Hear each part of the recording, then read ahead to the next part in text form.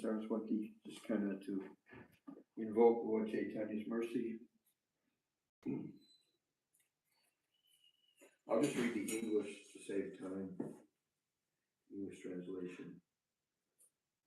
I offer my prayers unto the lotus feet of Sri Krishna, who has appeared as Sri Krishna Chaitanya Mahaprabhu.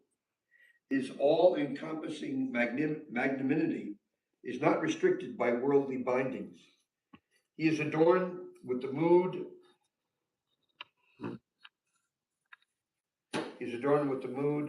And complexion of Srimati Radhika, the daughter of Vrishabhanu Maharaj, desiring to relish her prem and to distribute the nectarian mellows of pure devotion that emanate from the intoxicating, fathomless pastimes of his own. He has appeared in Sri Dham Navadvip, the quintessence of all his abodes. Sri Krishna desired to understand the deep, intense love of Srimati Radhika for him, as well as what the extraordinary sweetness is in him that only Srimati Radhika relishes, and more specific, what kind of happiness Srimati Radhika herself experiences while tasting the extraordinary sweetness. To fulfill these three desires, he endowed himself with the moods and complexion of Srimati Radhika, and just like the moon arising above the ocean, he appeared from the womb of Srimati Sachi Devi as Sri Chaitanya Mahaprabhu. May the Supreme Lord, who is known as the son of Srimati Sachi Devi, be transcendently situated in the innermost chambers of your heart, resplendent with the radiance of molten gold. He has appeared in the age of Kali by his causeless mercy to bestow what no other incarnation has ever offered before, the most sublime and radiant mellow of devotional service, the mellow of conjugal love. The mysterious and confidential glories and nature of Mahaprabhu could not be ascertained by even the leading exponents of Vedic knowledge. They were unable to understand that Mahaprabhu is Krishna himself, who is adorned with the variegated moods and complexion of his beloved Priya Tama Srimati Radhika. The indescribable nectarian and enchanting worship of Mahaprabhu is unapproachable for Lakshmi Devi, Sri Shiva, and Sri Brahma. By his advent, he has maddened and intoxicated the entire world by making everyone drink the elixir of Sri Hari's names. Will Sri Chaitanya Chandra ever appear on the pathway of my mind or words? Will I ever be able to describe his beauty, compassion, and pastimes? Will I ever be able to remember him? Aho, it is greatly surprising that although there are some people who practice the exalted limbs of Vishnu Bhakti, while having unalloyed faith in mundane religious rites and rituals, their hearts are as hard as a stone or a piece of iron. Although they have an inclination toward piety and rituals, their hearts are devoid of Krishna prem. Therefore, their hearts never melt in ecstasy while experiencing the different moods of prem. Rather, their hearts remain unchanged and unaffected, like lines etched on stone. Yet, on the other hand, having been blessed with prem, even a killer of cows inundates the entire world with his flood of tears. Who can possibly understand the glories of Mahaprabhu's Sankirtan? I have never followed Dharma or observed any religious rites. I have always been absorbed in following Adharma.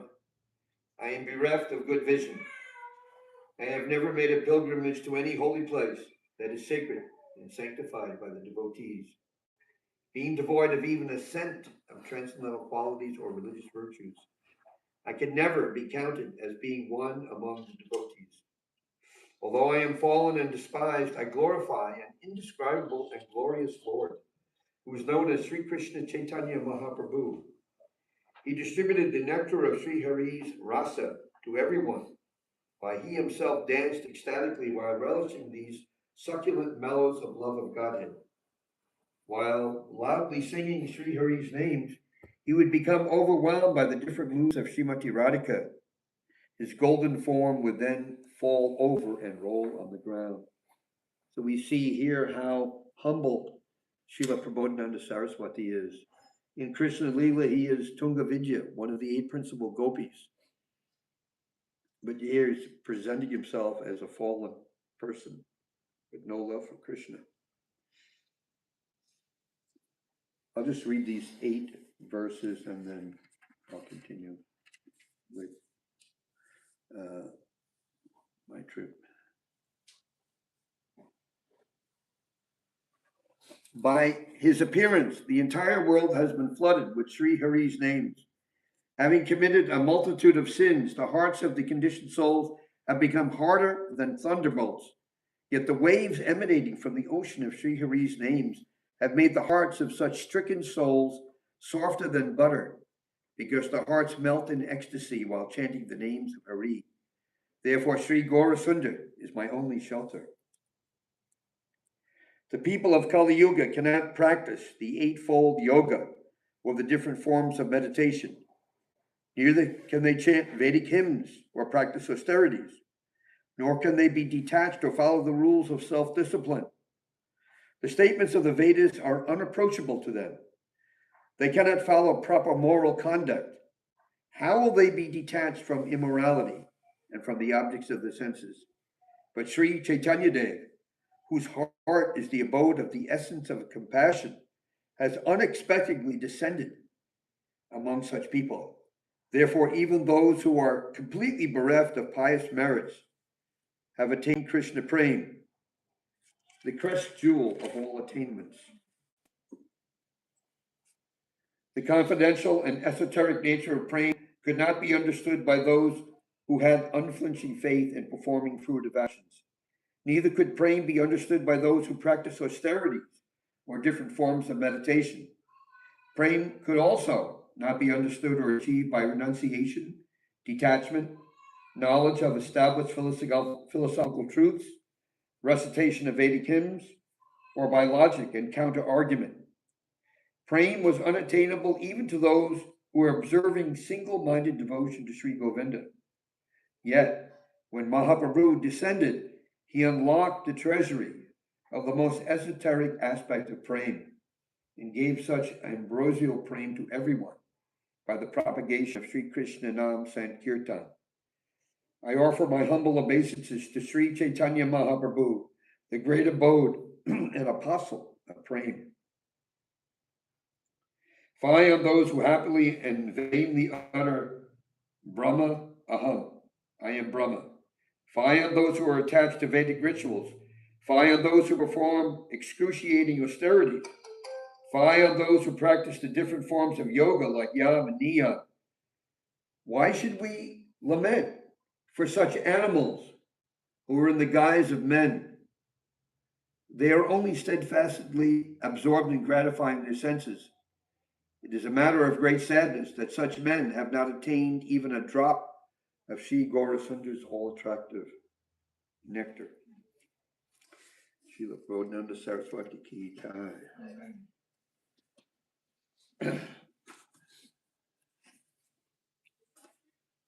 So I'm going to read from what I wrote down here. I used to get kind of nervous speaking in front of a group of people, so bear with me. I arrived in Vrindavan on October 1st. A devotee friend of mine had made an arrangement for me to stay for free at the Gopinath Gaudiya Math, which is right next to Gopeshwar Mahadev's temple.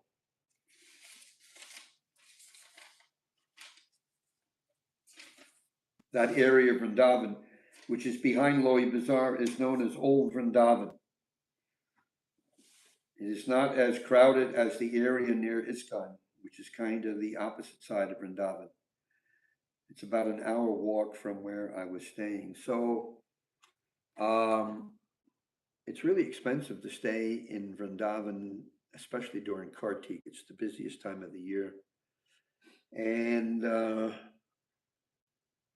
I was lucky because a devotee friend had made an arrangement for me to get a room at the Gopinath Gaudiya Math for free, so it was hard to turn down. Uh, I also was interested to see how one of Srila Prabhupada's godbrothers, because that temple actually was founded by Srila Bhakti Pramod Puri Goswami Maharaj, Prabhupada's godbrother, how another Gaudiya Math temple was run by one of Prabhupada's godbrothers.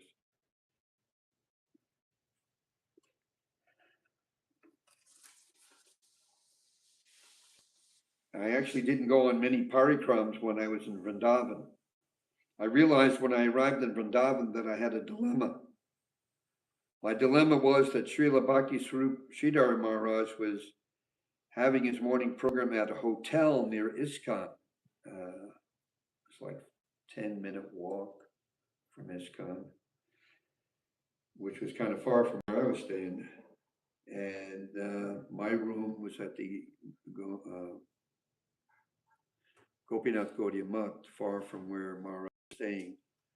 So I decided to stay at the Gopinath Gaudiya Math and take a rickshaw to where Maharaj was. So I would go to Mangal Arti, and had Mangal Arti from 4:30 to 5 a.m. at the Gopinath Gaudiya Math. Actually, before Arti, they had a Guru Puja for Srila Bhakti Pramod Puri Maharaj in a separate room. It's really sweet.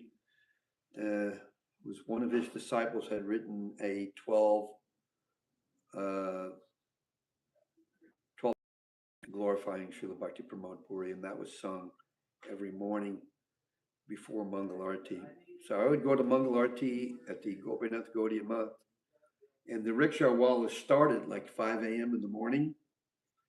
And because I was right next to Gopeshwar Mahadev, which is probably one of the most famous temples in Vrindavan, I usually was able to get a rickshaw from there to this hotel where Maharaj had his morning Mangal Arti.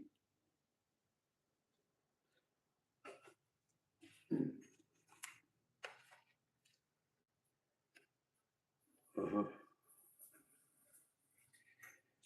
I was able, so taking that rickshaw in the morning, right after going to Mangal Arti at the Gopinath Gaudiya Math to where Srila Bhakti Swarup Maharaj was having his morning program and then having another Mangal Arti there. It got kind of difficult to do after a while. I was doing it every morning as long as I could, but it became too much after a while, especially since I was chanting extra rounds and getting up really early every day.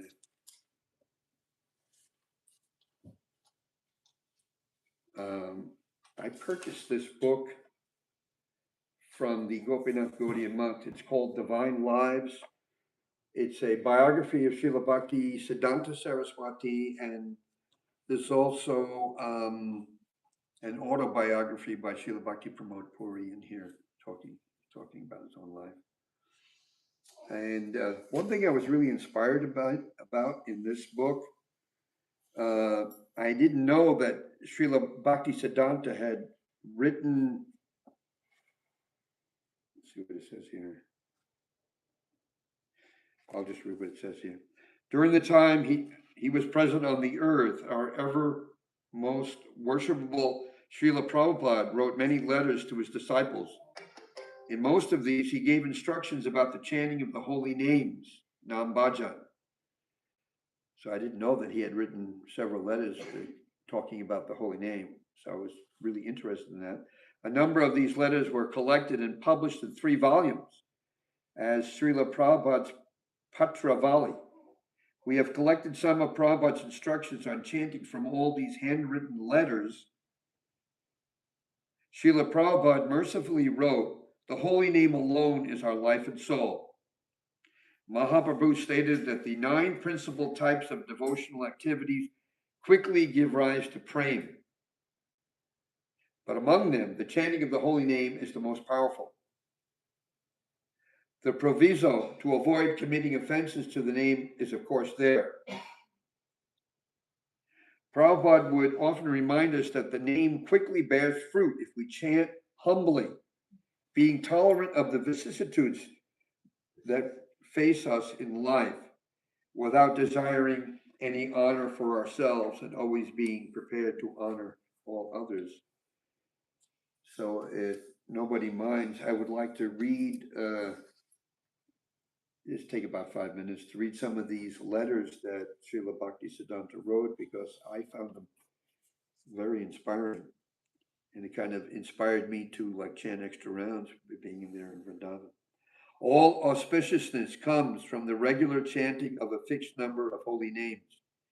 It gives me great joy to know that you have understood this. Do not let up simply because various mundane thoughts disturb you while you are chanting the holy name. Such useless thoughts will gradually disappear as a result of chanting, so don't become agitated on account of them. You cannot get the results of chanting prematurely. When you have a great deal of attraction for the holy name, the allure of mundane thoughts will diminish. If we do not have great enthusiasm for chanting, how will we ever get rid of such thoughts? If we serve the holy name with our bodies, minds, and souls, then the named will reveal his all-auspicious form to us. I am overjoyed to hear that your enthusiasm for chanting is increasing. As our contaminations are removed by the chanting, the Lord's form, qualities, and pastimes will be revealed to us in the holy name. Only the holy name reveals the spiritual form of the living being and then causes him to be attracted to Krishna's form. Only the holy name reveals the spiritual qualities of the living being and then causes him to be attracted to Krishna's qualities. Only the holy name reveals the spiritual activities of the living being and then causes him to be attracted to his pastimes. By service to the holy name, we do not only mean the chanting of the holy name, it also includes the other duties of the chanter. If we serve the holy name in body, mind, and soul, then the direction of that service spontaneously manifests like the sun in the clear sky of the chanter's heart. What is the nature of the holy name? Eventually, all these understandings spontaneously appear in the heart of one who chants the holy name. The true nature of Harinam is revealed through listening to, reading, and studying the scriptures. It is unnecessary to write anything further on this subject. All these things will be revealed to you through chanting.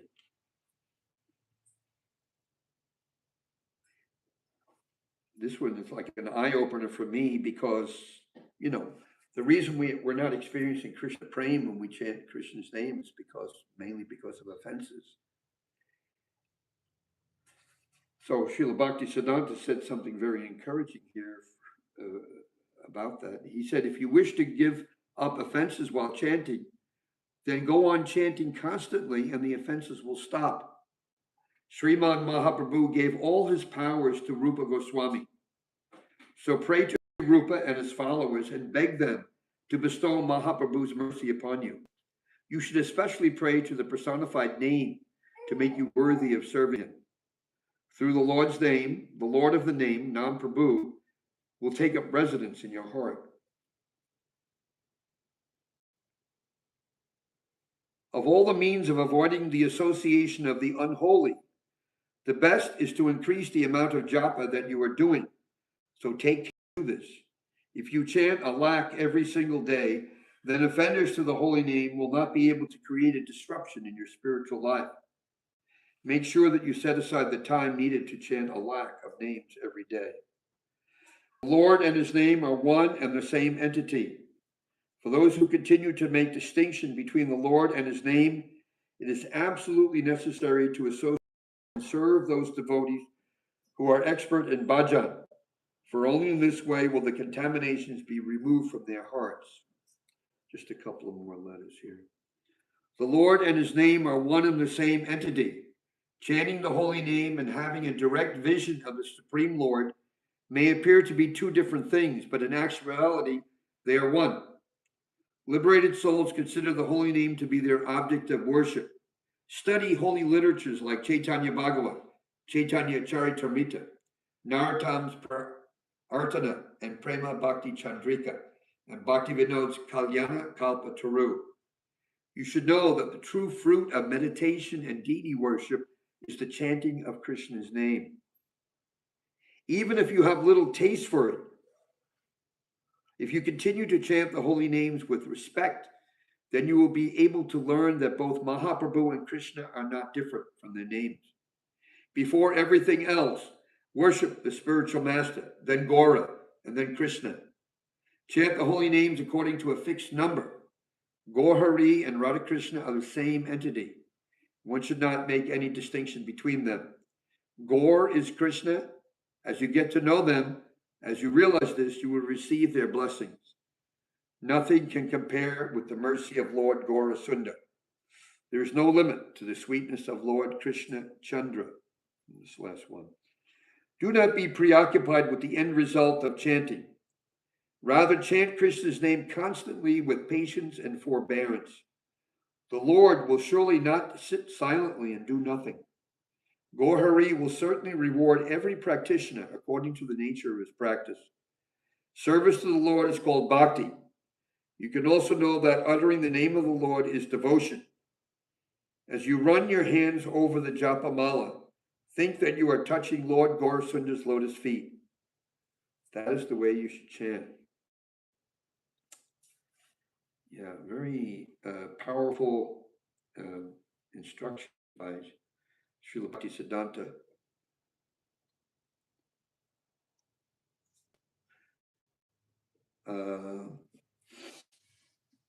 I'll read something else from this book too, short. His last instructions. In the Chaitanya Charitamrita, it is written that the most important instructions are the last ones. Avashesha Agya Balavan. In keeping with this directive, we should repeatedly examine Srila Prabhupada's final instructions and make them the guiding principles of our lives, for they contain the essence of his teachings. I'm not going to read them all, but I'll just read a few to kind of highlight what Srila Bhaktisiddhanta wanted to tell his disciples as he was leaving this world. All of you, please preach the message of Rupa and Raghunath with great enthusiasm. The ultimate object of our desires is to become specks of dust at the lotus feet of the followers of Rupa Goswami. All of you remain united in submission to the Lord's form as the repository of devotion, Ashraya Vigraha, seeking to satisfy the transcendental senses of the one non-dual supreme consciousness. Make your way through this impermanent, transitory life in whatever way you can, keeping the goal of worshiping the Lord foremost in your minds. Don't abandon this goal, even in the face of hundreds of dangers, insults, or persecutions. Don't lose your spirit if you see that the majority of people cannot accept the principle of selfless service to the Supreme Lord. Never abandon your bhajan, hearing and chanting Krishna Katha, the be-all and end-all of your devotional life. Please always chant the name of the Lord, being humbler than a blade of grass and more tolerant than a tree. Our true being and identity is to be the dust at the lotus feet of Sri Rupa, Prabhu, life after life. The channel that flows from Sri Rupa can never be obstructed. Remember this and vow to double your efforts to fulfill Srila Bhaktivinoda Thakur's desires. Amongst you are many capable and worthy individuals. We seek nothing for ourselves. Our only motto is, taking grass between my teeth, I pray repeatedly that I may become a speck of dust at Sri Rupa Goswami's lotus feet, birth after birth. That's a quote from Srila Raghunath Das Goswami's Mukta Charita. I'll just read one more here. In this world, no person should be a special object of attraction or aversion. All arrangements we make here last only for moments. Our only unavoidable necessity is to seek out the ultimate goal of life. So yeah, I was like inspired to read those wonderful words by Srila Bhaktisiddhanta because they're so powerful and so important to keep in our consciousness. So, like I was saying earlier, after a while, I find it kind of difficult to keep going back and forth, and uh, so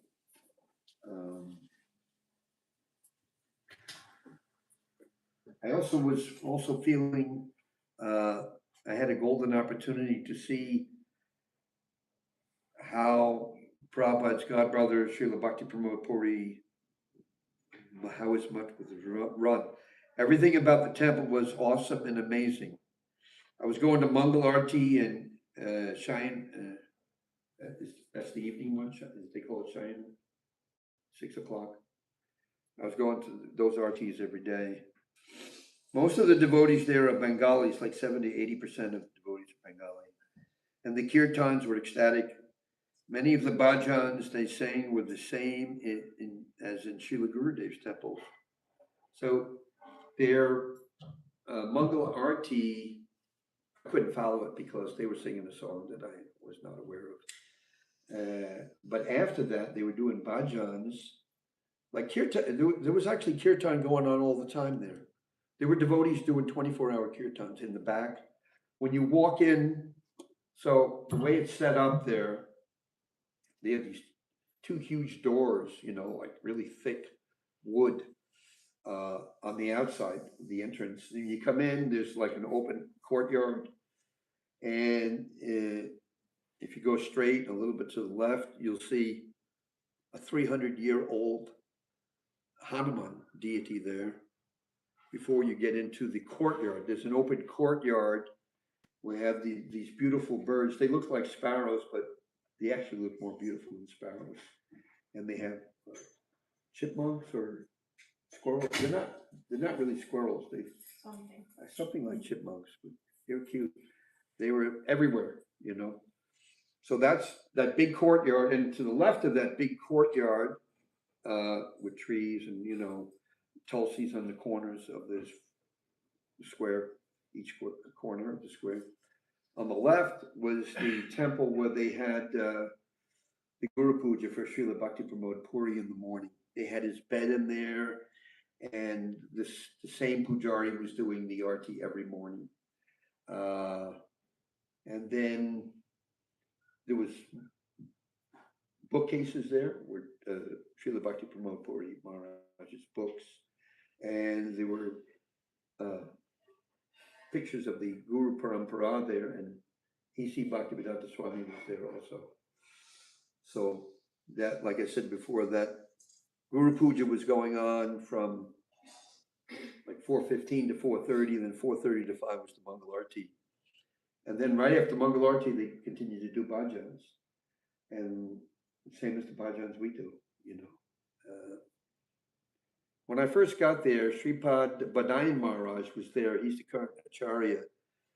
And when he did the Prema, what's it called? Prema Dwandi, after the morning prayers, he would go on for, I don't know, seemed like 20 minutes. He named every disciple of Srila Bhaktisiddhanta in the Prema Dwandi. Not only the disciples of Srila Bhaktisiddhanta, not just his sannyas disciples, but all his disciples, but even people that weren't disciples of Srila Bhaktisiddhanta but helped him. It was amazing. I'd never seen anything like that before in my life. It was amazing. And yeah, okay. So that's a little description of what the temple looked like. Okay. Yeah. I had Mahaprasad, they would treat me like a special person there. The Maharaj, who was, when Sripad Badayan Maharaj left, there's a sannyasi there, Avadut Maharaj, who's kind of in charge. He's like one of the few people that speak a little English. most of the devotees didn't speak that much English, a little bit, but not too much. He was giving me Mahaprasadam every day. It was amazing. I can pass this around later because I don't know how else to show it. I took pictures of the deities there, and they have cows too. They have the most, they have about a dozen cows. They're like the most loving, affectionate cows I've ever seen.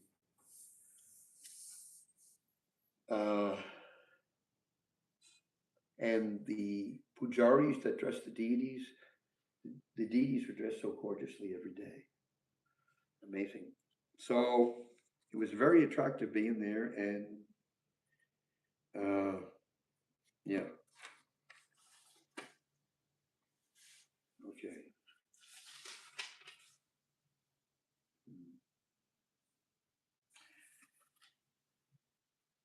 I got sick a couple of times there too. So in between getting sick, in between chanting, first I started taking rickshaws to go to the other side where Maharaj was. But honestly, the rickshaw is painful, really painful. It doesn't matter whether it's a motorized rickshaw or a, you know, non-motorized one.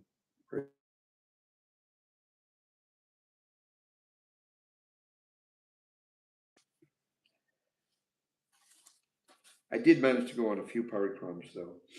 So the first one was to Bailvan. We took a boat across the Jamuna. Bail is a type of fruit, you know. Krishna's cowherd boyfriends used to play like football. It's bail fruit, right? So there's a deity of Lakshmi Devi there. So we took darshan of Sri Lakshmi. She has been performing austerities for a long time in order to join Krishna's rasa dance. However, unfortunately for her, she is unwilling to give up her opulent situation and take birth in the womb of a gopi to become a simple village girl in order to be qualified to join Krishna's rasa dance. We took darshan of Sri Lakshmi. Maharaj encouraged us all to give a donation to the Pujari. So after giving a donation to the Pujari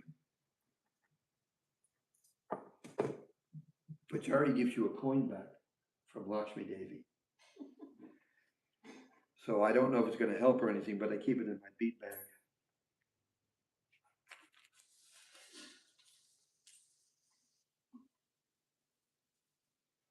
Now they also have a deity of Kuvera. And I think the reason they have Kuvera there also is to attract more donations for their temple there. Another time we went to Mathura, to Krishna's birthplace. It's really, really big there. It's like, we saw the prison where Kamsa imprisoned Devaki and Vasudeva. And then the bas relief on the wall there's a couple of guards on the wall there, and they're asleep, you know. And we had managed to get there around noon, so there was a very elaborate, opulent arti performed. We got a chance to witness that. They have this like, when you go outside of the compound where that area was where Krishna was born, they have like a courtyard and they have vendors selling different things. I don't normally wear bracelets, but this bracelet has Sri Radha's name on it. I decided to get one. That was kind of cool. Another time we went, we're still in Mathura. We went to a place where there was a Shiva Linga. Maharaj had told us that there's I believe he said there was 5 places in Vrindavan where Shiva appears to protect the holy dog. That was one of the 5 places. So later on, I could pass around the phone, and I took pictures of that place, and I took pictures of different deities that we saw. Pass that around. And then also, I took a lot of pictures of the temple I was staying in, of the deities, and I took some pictures of the cows there too. So amazing.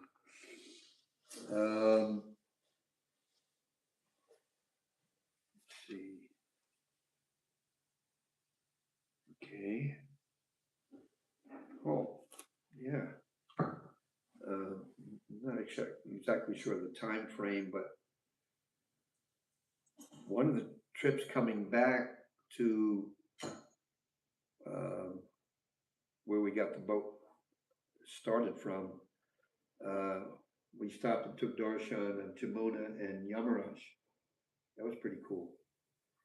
We were lucky. I think Maharaj is like things were happening because Maharaj was there that wouldn't normally happen. Like the temple was closed, but they opened it up for him. I don't know if they opened it up for him or they just happened to open it up. But when we got there, it was closed. We were told we'd have to wait for a while, but soon after that, they just opened it. An interesting thing about that temple, besides, taking darshan of Jamuna and Yamaraj together there, brother and sister, they had all these bas reliefs on the walls, showing all the different hells of like where you go when you commit different sinful activities. I guess it's there as a discouragement to people to commit sinful activities because Yamaraj is right there. He's gonna, make you pay for it. Anyhow, that was cool, going to see Yamaraj and Jamuna. Then another time we went to Kamyavan. So this is the largest of all the 12 forests in Vrindavan, like 84 kunds, 84 crochets, right? Is it actually a forest? There's trees? Yeah.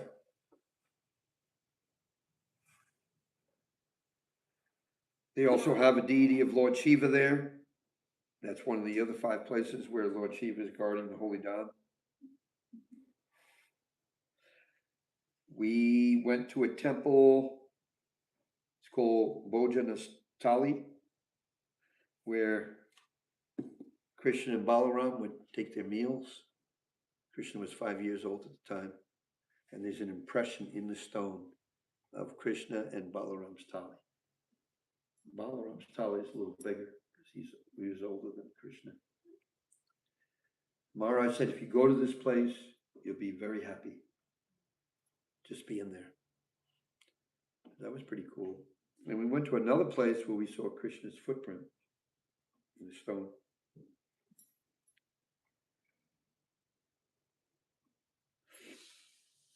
Then we went to Radhagopinath temple.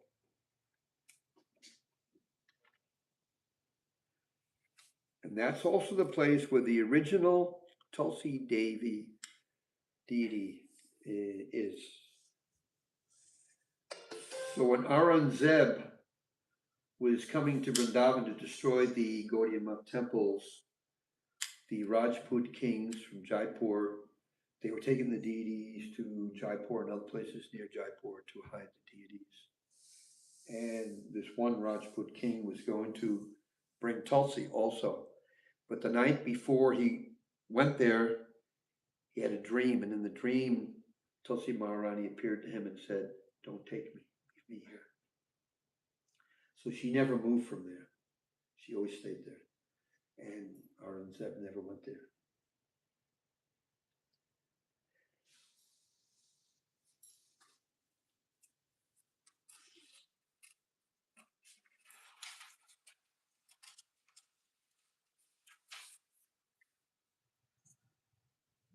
So we also visited Vimala Kund.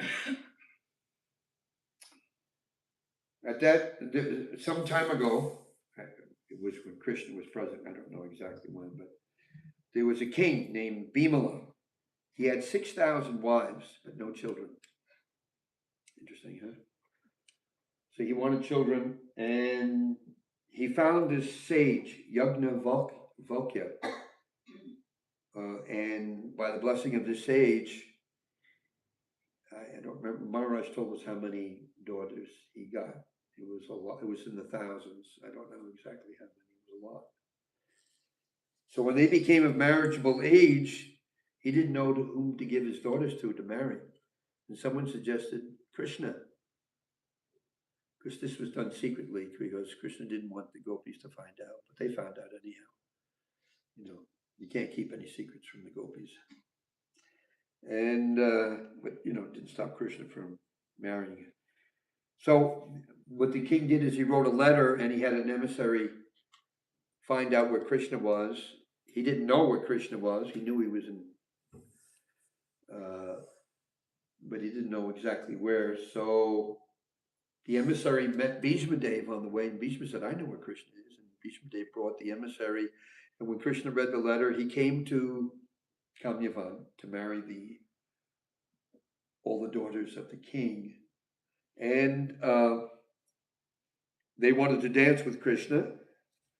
So Krishna danced with them. And the kund was formed from the perspiration from the dancing of the princesses with Krishna and their tears that formed the kund. And there's more to the story though. Krishna called all the holy rivers to this kund, but there was one holy river that didn't want to go, out of pride. No particular reason, just out of pride. I'm not going to go. That was Pushkar. So Krishna remembered Yogamaya.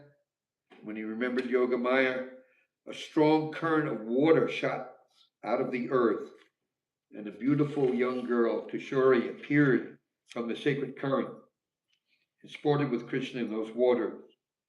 Krishna gave her a blessing. She would be known as Bimala Devi, and the kund would be named after her.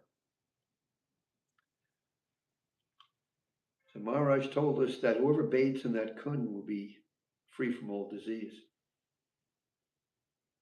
I wanted to bathe in it, but I couldn't because I have a bad knee, my right knees, I have some problem with it.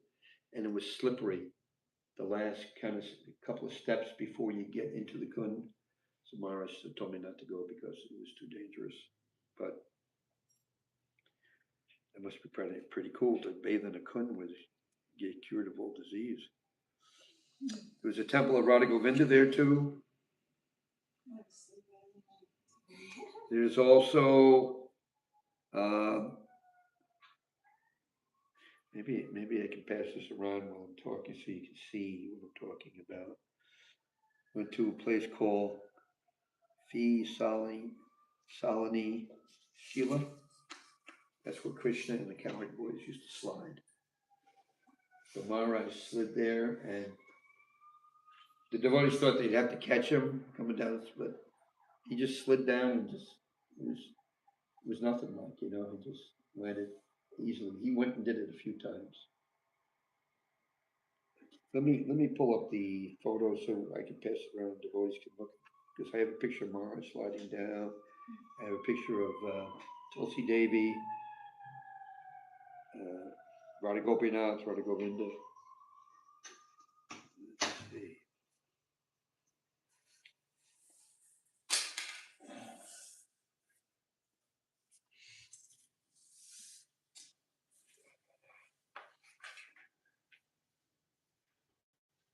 I guess there's no way to hook up the phone to like a screen and show it. No, there's no screen here anymore. What's that? There's no screen here anymore. No screen, okay. I'll just pass around the phone. Scroll to the end there because like I said, most of these pictures I took in the Gopinath Gaudiya month of the deities there, they were just dressed so wonderfully every day that well, I'll mention this because I think it's notable.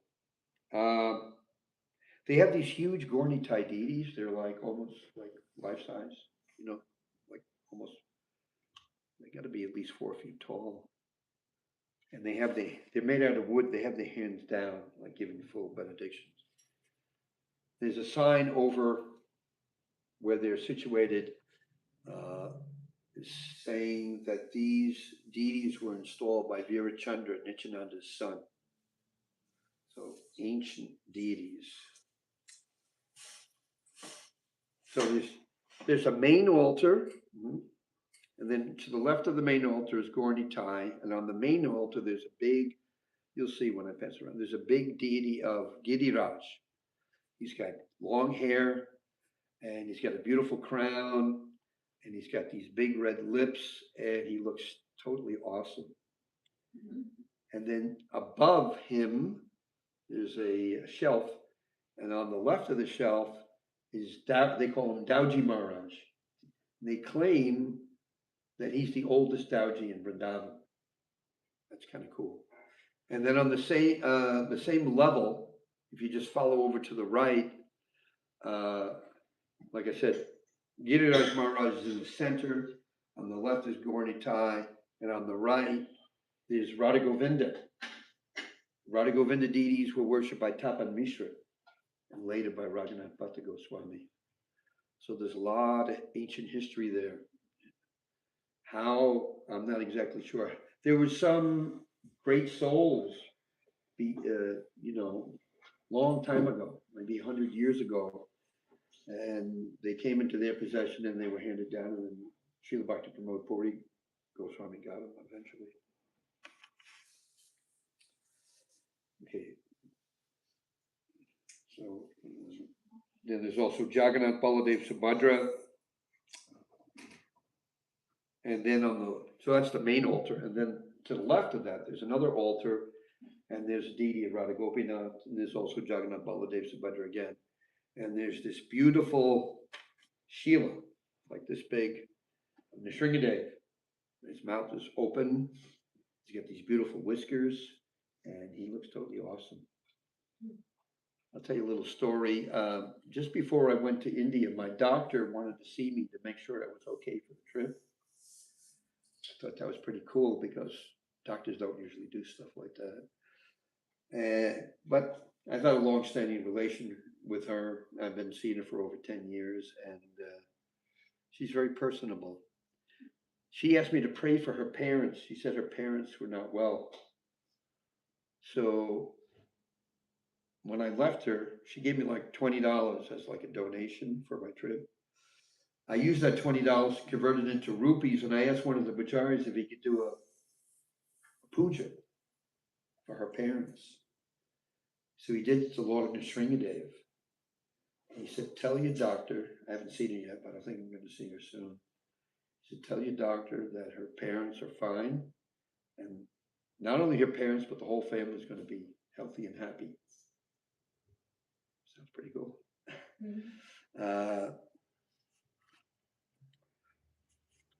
So let me get to where these pictures of Tulsi Maharani, the original Tulsi deity, and these Krishna's footprint. Okay, let's see, get to the end.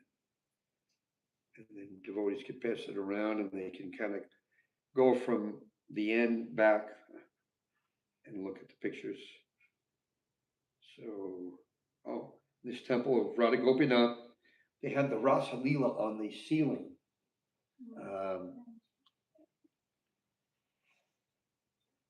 There's also a deity of Janava Devi there. You know the story? So the story is that Janava Devi went there to take darshan, and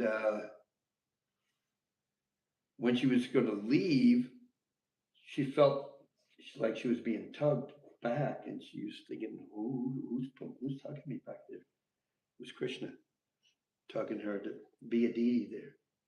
So Janava Devi is on the right side of Krishna, and Radharani is on the left side. Usually Radharani is on the right side, but in this temple, Shrimati Radha is on the left. Shri Radha Govinda Dev, Sachinanda Govindji, Shri Gorkai,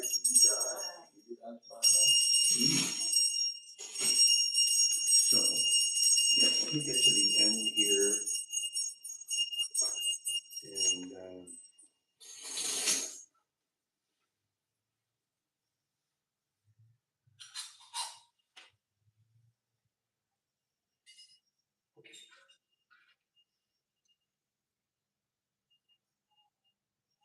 study it. You could just like scroll to the right and then you can see all these different deity pictures and whatnot. And then, pass it around, give it to the next devotee and just kind of go around.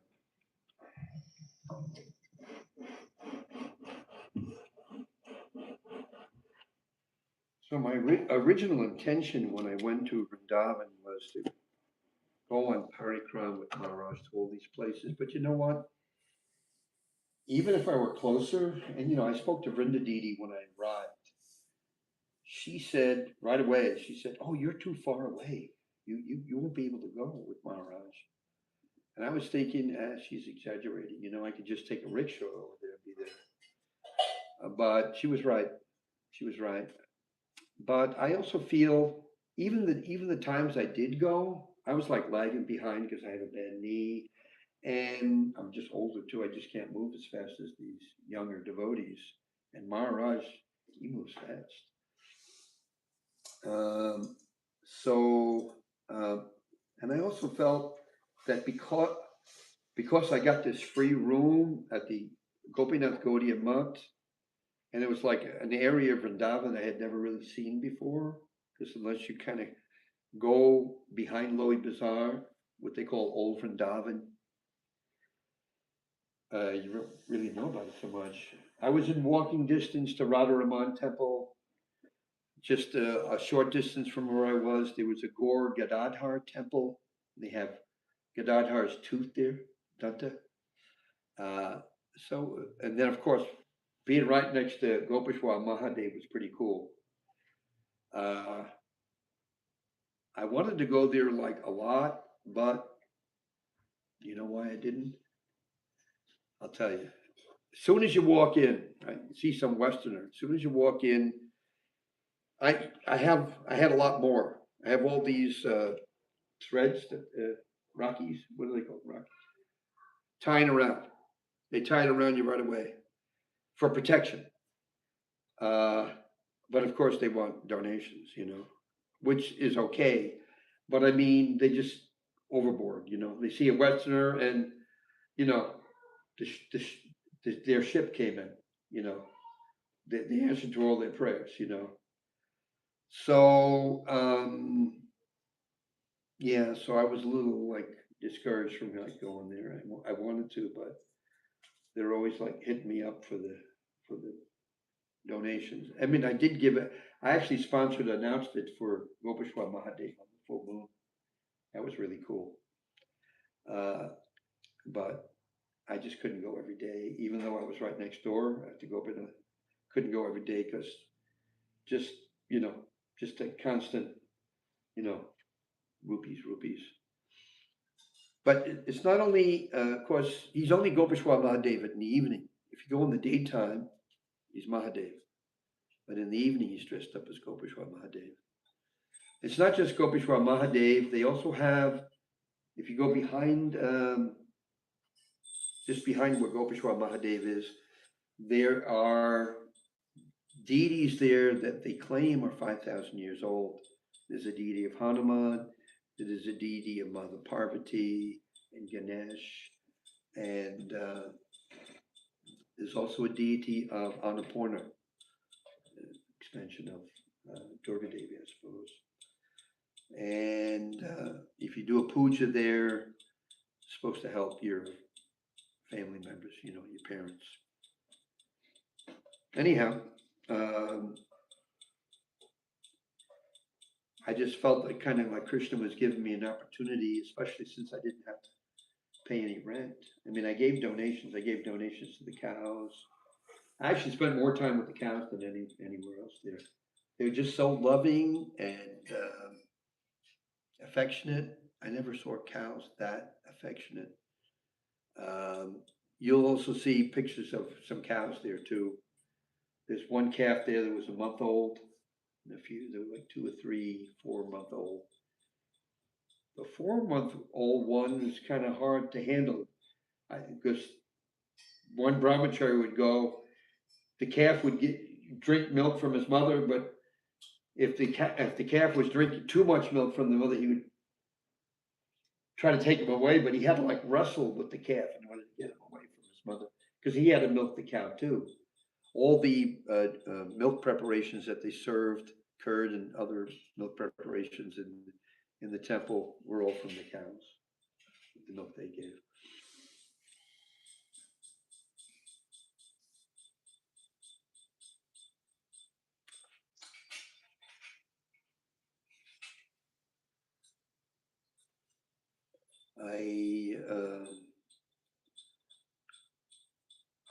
I also wanted to mention that being in Vrindavan, especially I think during Kartik, it's so easy to practice any aspect of spiritual life, whether it's chanting japa or going to Mangalarti or reading. It's just like spirituality is in the air. It's thick everywhere. And it's so easy to practice spiritual life in any manner, shape, or form.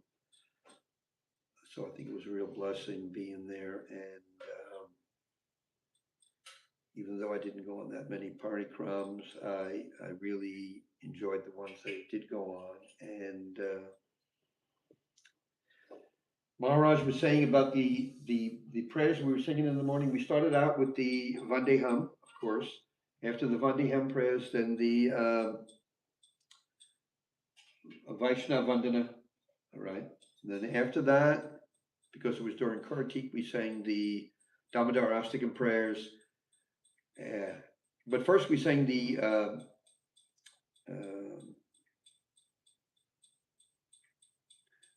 Sad Goswami Astakam prayers every morning.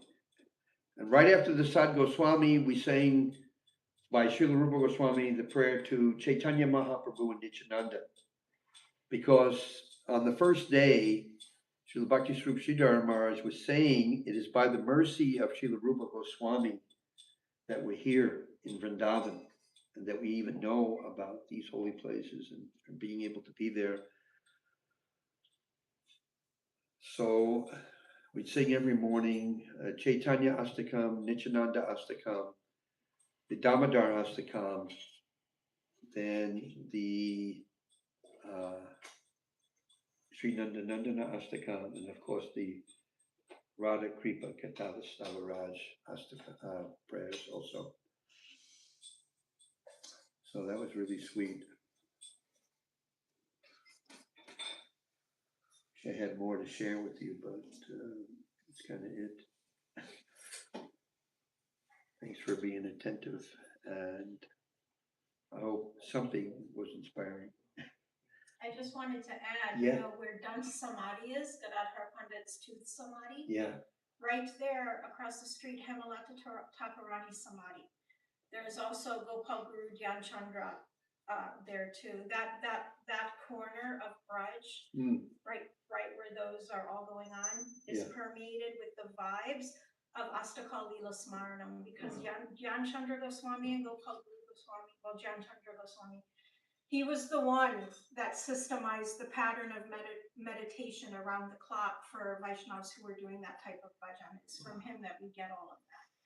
So that is like a power pit. That's, very intense vibes going on there.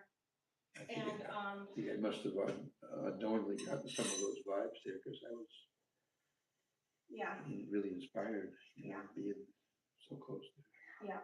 And then, I don't know, I used to live in that area, and it used to be, you would have been able, now from what I'm hearing, all of the roads are packed with cars and vehicles and chaos, but monkeys, don't forget monkeys. even when I was living there, which, wasn't that long time ago, you could easily walk. You would have been able to walk in a very short time from that area to where Maharaji was giving his katha. I walked a lot because I got tired of using the rickshaws, but I think it took me like about an hour to do it. Because of the chaos and traffic. Yeah. I mean, to get to where Lowy Bazaar was like, I don't know, 20 minutes or half an hour, and then it was another 20 minutes or so to go from there to near ISKCON, where Maharaj was. He actually was staying in Radhe Kunj. Oh, there's one other thing I wanted to mention that I think is important. It's funny how what you wish, Radharani fulfills it there during Kartik in Vrindavan. I wanted to go to Premananda's place, but I didn't know where it was. I didn't know where Radhe Kunj was. So one day I was coming out of the MVT there by ISKCON, and Pran Govinda, disciple of Srila Gurudev, was on his motorcycle. He lives at Radhe Kunj. So I told him I wanted to go. He just put me on the back of his motorcycle. We went right over there.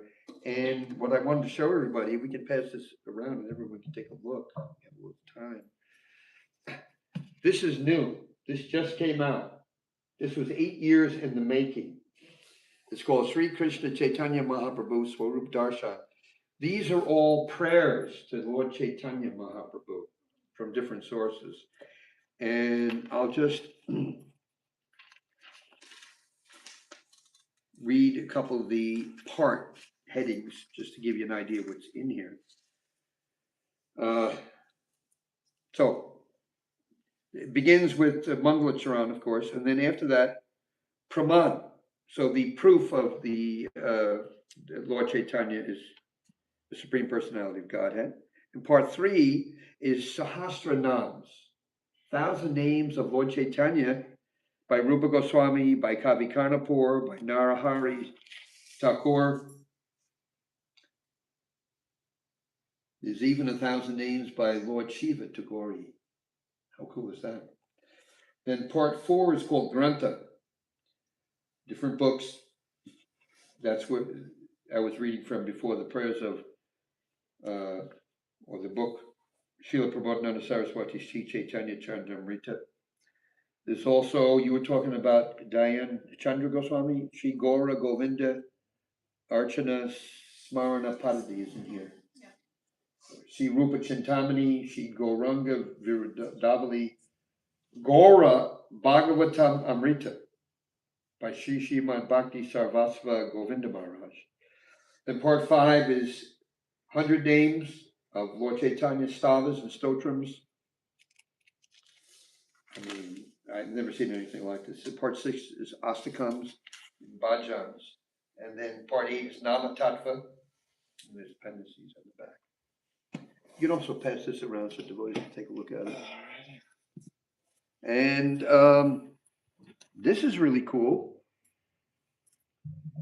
Srila Gurudev, before he left the planet, he had a desire to write a biography of Srila Bhaktisiddhanta Saraswati Thakur Prabhupada, Srila Gaura Das Babaji Maharaj, Srila Jagannath Das Babaji Maharaj, and Srila Bhaktivinoda Thakur. So by Krishna's arrangement, he said, Krishna, because he couldn't find the time, but Krishna arranged it, so he found the time, and he wrote in Hindi. He wrote biographies of these 4 great acharyas in our disciplic succession. It was in Hindi, but it just got translated into English recently. This just came out too. So that book and these books are the newest books that came out from Premananda. Yes, go ahead. Yeah, you won't pass this around the other way. So it's like in-depth biographies of each of these great acharyas. Thanks for sharing that information, Tungi. Appreciate that. Yeah, so if you go to Vrindavan, sometime you might want to go behind Loi Bazaar. I never did before, but Gopeshwar Mahadev, I mean, you know, every rickshaw wallet knows where Gopeshwar Mahadev. If I said, I want to go to the Gopinath Gaudiya Math, they're scratching their heads, but if I say Gopeshwar Mahadev, immediately know. So, yeah, it's a close walk to go to these places you're talking about, to the Radharaman temple. And then if you go the back way there, Casey got this right there. So it's a cool area that I wasn't aware of. I mean, that's the most concentrated area of places related to Gaudiya Vaishnavism. Oh.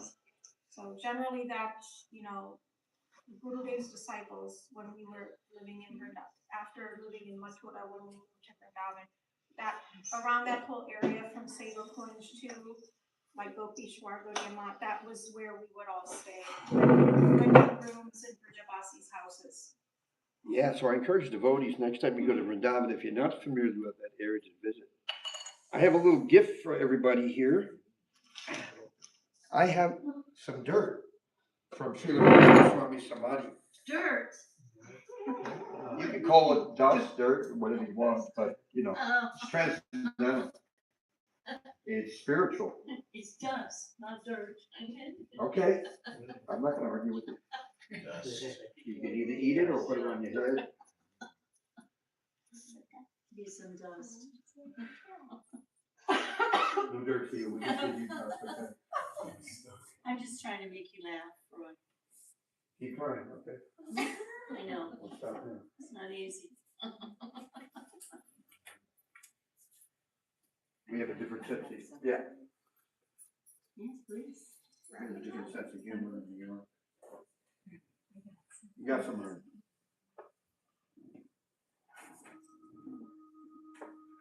Nice to see you. Okay. So I appreciate everyone showing up and I hope something was inspiring. That's it. What more do you want? We We could do some all over chanting. again. Did We you, could do some chanting, I suppose. Yeah, did you ever make it to where Prairie Ocean was? I did actually. You know, they had, there was more than one parikrams going on. Prem Prayojan was doing his own parikrams. And Nishringa, you know, Ugar Nishringa, Yeah. he was going on Prem Prayojan because he was staying at, what's the name of that place where Gurudev's, I forget what, Anandadam? Yeah. So he was going, and Rania, she was there too. She was also going with Prem Prayojan. There was a Mahant there. When Srila Gurudev was here on the planet, during the disappearance of Srila Rupa Goswami, he would invite all these scholars to Vrindavan to talk about Srila Rupa Goswami. And one of these Mahants, I forget his name, but he was speaking at Anandadam in the temple there every morning at 10:30, and What's his, I don't remember his name. I know you're talking about though, because I went there too. Well, there you go. Then you can tell everybody what his name is. Yeah, I don't remember. But he was speaking from the Lalita Madhava. He was like commenting every day. Achyutalal Bhatt. Yeah. Yeah. I have a little dust / dirt from Srila Goswami Samadhi. This is the pre-Sunday feast. I didn't get it. Oh, I'm sorry. He likes it under down. Well, yeah, it's a beautiful temple. It's a beautiful temple there. Yeah.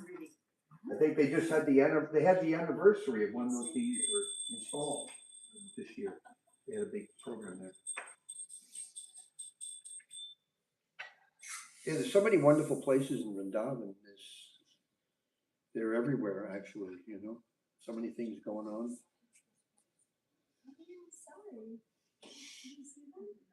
The Goshala where ISKCON was, pretty awesome. What about, Bhakti Swarup Sridhar Maharaj? You weren't going to see him? You missed it. He wasn't speaking? You were going to see. I went as much as Where was he staying?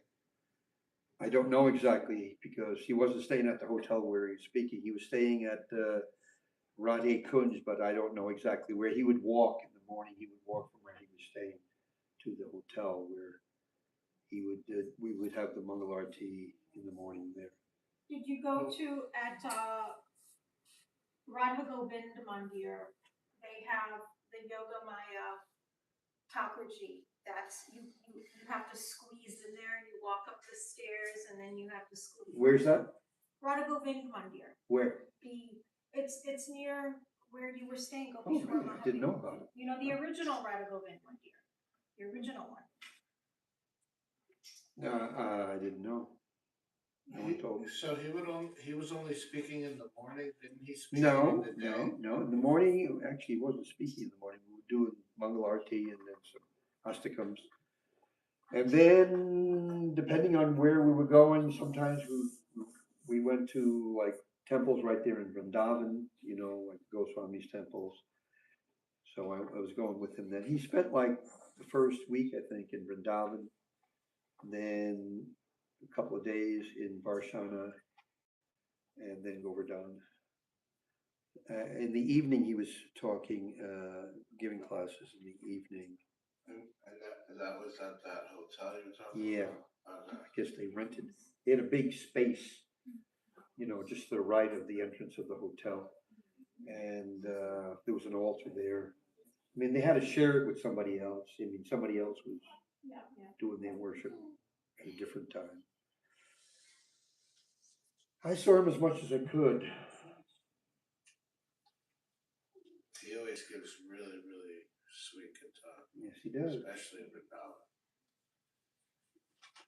Absolutely. Absolutely. What granta was he speaking on in the morning? He wasn't, he was just, in the morning, he would, we would do the Mangala Charan and then Vaishnava Vandana and then Damodar Astakam and Chaitanya Astakam, Nityananda Astakam, Sadgoswami Astakam, and then Nandanandan Astakam and Radhakripa Katavastava Raj. That And then was, after that. then later, depending on where he was going to speak, you know, parikram, we would either meet at that hotel at like 11 in the morning or 10 or, you know, depending on where they were going. Yeah, when I was there, he was still at the Mott, but he hadn't left the Mott yet. That was like 3 years ago. Oh, He was still in the Mott. I don't know, You like never I said, went I don't know you never exactly, went I there. know he was staying in Radhikund, but I don't know exactly where, because he walked in the morning. I'd see him walking from, turn the corner and then walked into the hotel. Rishi Maharaj's Mott, it was that Mott. That was before he left, just before he had left. He was still speaking then. It was nice because they had a lot of room for lunch for shop. Especially for the Western devotees, it was like a really good place to go because they would cook for everybody, for all the Westerners. There was one female devotee there who was cooking for the devotees when they were going on, taking a boat, you know, like across the Jamuna. Where's his sister? It was Simple not too prasad. spicy. Anyhow, I feel that Krishna kind of wanted me to spend a little time back there and to experience Srila Bhakti Pramod Puri's. I happened to be there for his Tira Bhav too, which was amazing. They have these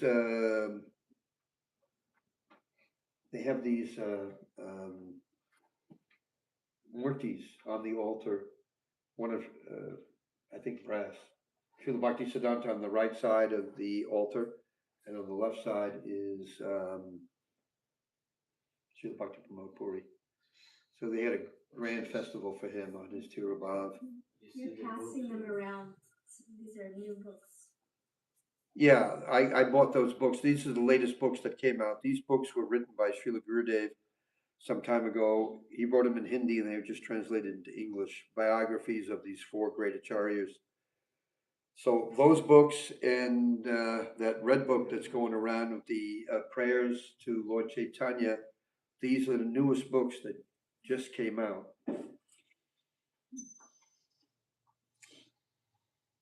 So I wanted the devotees to take a look and see what the latest. So Mark Gurudev had written all of this before he, Yep, and they had it. They were just you talking about these books? Yeah, they were just holding on to it. He worked It with wasn't Indian translated. He wrote them in to English Hindi, yet, yeah. and I guess recently they were just translated into English. Okay. I mean, they have a book store there where Premananda is. It's huge. Not only Gurudev's books, but other books. but I mean, of course, mostly Gurudev's books, but it's like rows and rows and rows. Amazing. I actually had that red book that's going around. I had it shipped here because I was already overweight in my luggage. I should have put it in the luggage because I had to pay the overweight fee on the luggage anyhow. But then to ship that book here cost $100. Plus, I had to pay a $30 import tax. So it cost me, the book itself only cost 2,500 rupees, but the shipping cost me 130. For one book? Huh? For one book? Yeah, the one that's going around here. Oh, It's wow. it's all prayers to Lord Chaitanya. It was 8 years in the making. And Took where 8 did years you to get put it? together. Where did you get it? I got it in Vrindavan at Premananda's place in Radhi Kunj. You brought some You copies couldn't put it in your bag? for sale? I did not. Oh, I did not. That book weighs 8 pounds. That's an 8 pound book right there. Yeah, that's a kill someone with that. So I mean, it's got to be the most extensive book of prayers to Lord Chaitanya ever written. So what there's a case that it comes in too. I took it out of the case, but there's a red case that it comes in. I got it real quick. DHL. There's a sannyasi who lives there. He walked me over to this DHL. I paid him, and 4 days later it was here in America. It was at my door. And you said you had to pay $100? To ship. 100 plus. I had to pay $30 import tax also. Oh my So goodness, it's I bet 130. you. Tariffs. And then they could take the belongings. It's one no, way. it's DHL, I mean, that's international, it's expensive to ship. No, that's fine. Well, fortunately, I had the money, so I mean, to me, it was worth any amount of money to have that book. I'd never seen a book like that before. Yeah. International. And did you make it to Jaipur like was your plan? No. Maharaj didn't go to Jaipur. He went right to Puri from there. And then your friend, you had to drop something off in Jaipur for somebody, remember? That didn't happen. I didn't have to. It was like a request, but yeah, the time frame just didn't work out.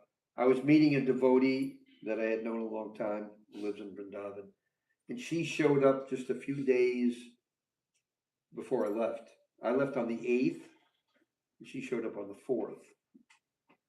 So if I were going to go to Jaipur, I would have went around the 4th, but I couldn't because she was there. I also had some things that I brought back from America for her, so I couldn't give it to her. So You look good. Huh? You look good. You mean with the new hairstyle? Everything. You're effulgent. I shaved up right after Kartik. Yavan will do that too. Huh? Sadhusanga. Well, yeah. I mean, it's always so enlivening being around Srila Bhakti Sridhar Maharaj. I mean, the Harikatha is just,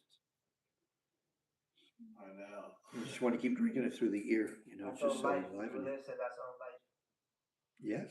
Radharani's life also same thing. Srila Gaur Govinda said, there's only two things in Kali Yuga, the holy name and sadhusanga. That's all we need. That's all we need.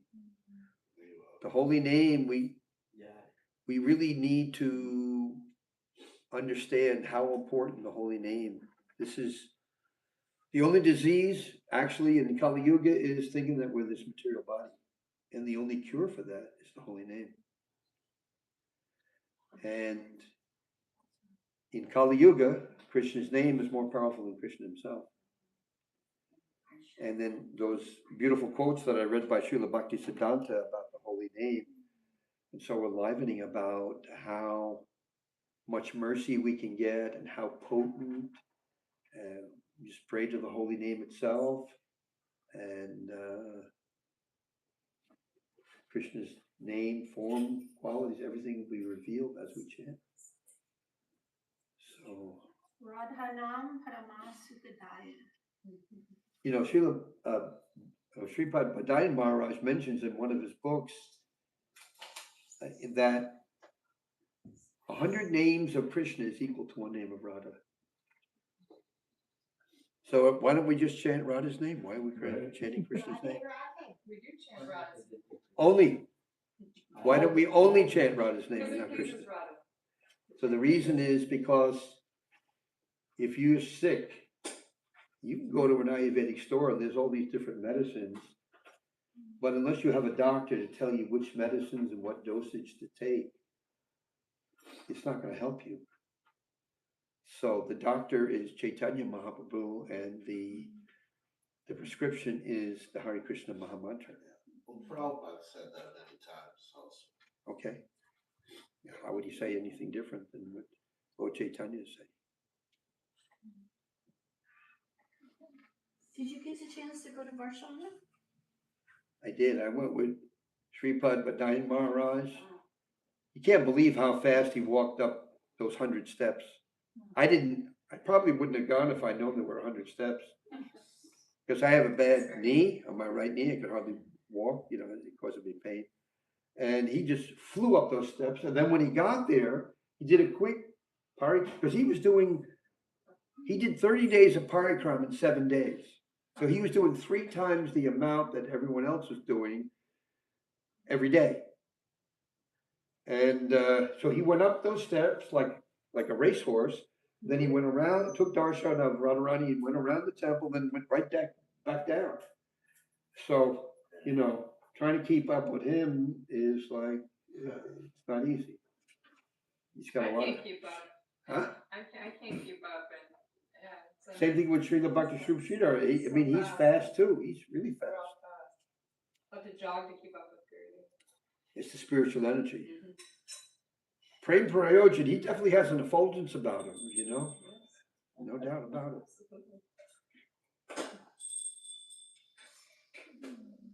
It was kind of good and bad that I was so far away from ISKCON. The good was all the crowds were over by ISKCON. The bad was that, if I wanted to hear from this Mahant or, avail myself of whatever was on that side, it was a long hike. And And no rickshaws, right? well, they had rickshaws, but because you get a lot of outsiders that come to Vrindavan during Kartik to make money. I mean, there was one rickshaw driver outside the MVT. He wanted to charge 500 rupees to go from there to. The fare is like 100, maybe 150, Yeah. and like the height 200. Depends on what body you're in. Well, I would never pay 200, but 100 sometimes. But anyhow, I did mostly walking. My doctor told me when I told her I was going to be doing a lot of walking in Vrindavan, she said, "Good." So, it was what the doctor prescribed anyhow. So most of the time I was walking. My husband's there and his blood pressure. I saw him. I His think blood pressure went from 150 over 90 to 120 over 75. Yay. Yeah. My blood pressure went down too. Yeah, that's great. And he told me he saw you. Briefly, I mean, he was walking in front of ISKCON. I think the 2 times I saw him, he was walking in front of ISKCON. But I mean, there's just way too many people. It's not like you're going to stop and have a conversation. There's just way too many people there. did you go to ISKCON? So crowded. He had a 30-minute walk from his place he's staying to the ISKCON. Where was he staying? 30-minute walk. Where did he stay? I don't know the name of it. It's like 30 minutes. It's like in this residential kind of neighborhood. High rise. Authority.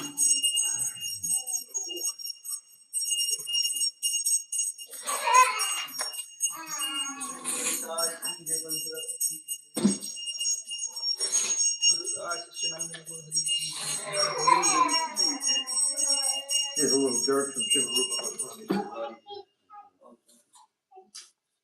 I did it.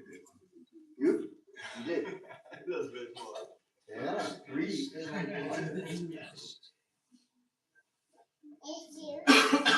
Can you put those in a wallet? Sure. You got two hands on it. Talk about green.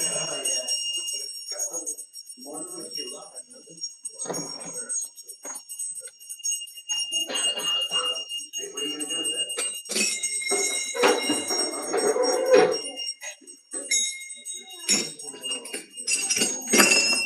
Yashomati Rajavarana Yashomati